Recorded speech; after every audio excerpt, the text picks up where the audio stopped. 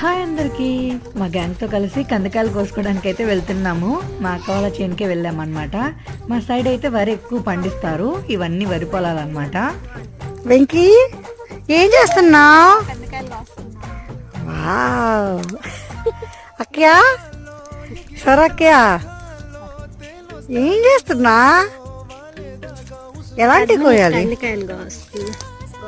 Hi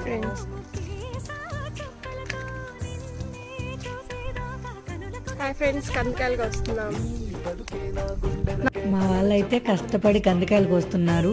నేనేమో ఇలా videos తీస్తున్నానని నన్నైతే ఫుల్గా వేసుకున్నారు. అది వేరే విషయం అనుకోండి.